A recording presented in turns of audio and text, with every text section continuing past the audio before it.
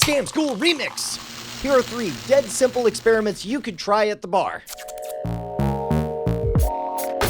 This is body reading. Whatever the mind is thinking about, the body can't help but give subtle clues that betray what's actually on your mind.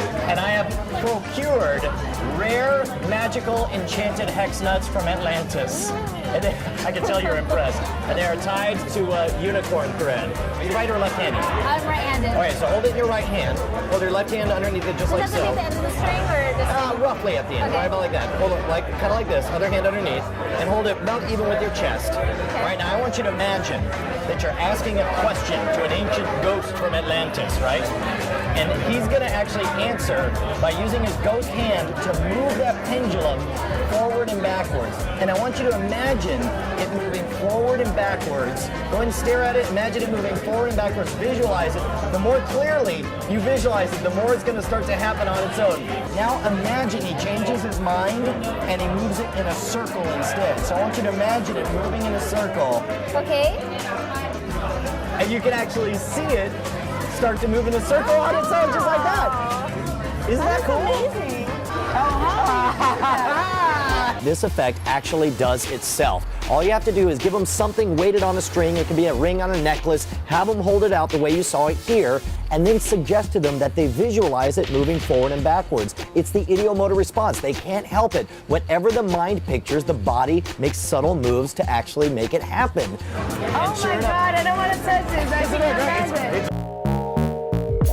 Face directly towards me, hold out 2 fists. Okay. All right, now I want you to look right in my eyes. Okay.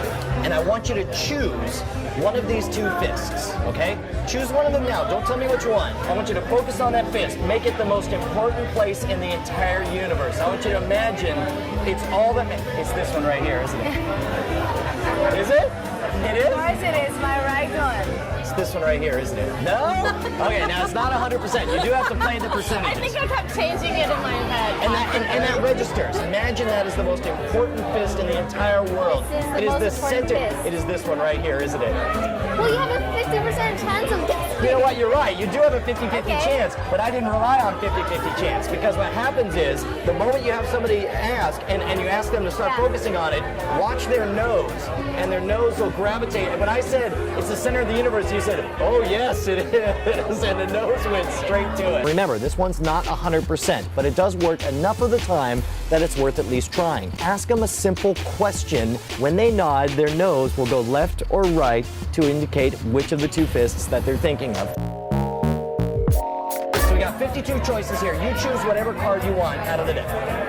Don't let me see it. Don't let anyone else see it. Okay. All right, you remember, don't let anyone else see that card. That's your card, right? We're going to keep it private. I want you to say stop whenever you want. Stop. All right, put it right here, and then we're going to lose that right in there. And there's a little bit of a bend to it, so we'll bend all the cards so that you can't really tell which one it is. In fact, we'll go ahead and cut it a few times. We'll cut it a whole bunch of times here. You're the only one who knows what that card is. I want you to look at these cards. If you see your card, don't react, okay? I'm going to be watching you. And to help me out, I want you to hold out your hand, hold out a pointer finger, okay? All right, now I'm gonna feel for a pulse here. Oh, I was worried there for a second. All right, here we go. All right, now no matter what happens, try not to react, okay? If I get close to your card, try not to react. Something over here. Hold on. Yeah, it's definitely on this side. It's definitely on this side. I don't think it was this one either. Is that card? Am I right?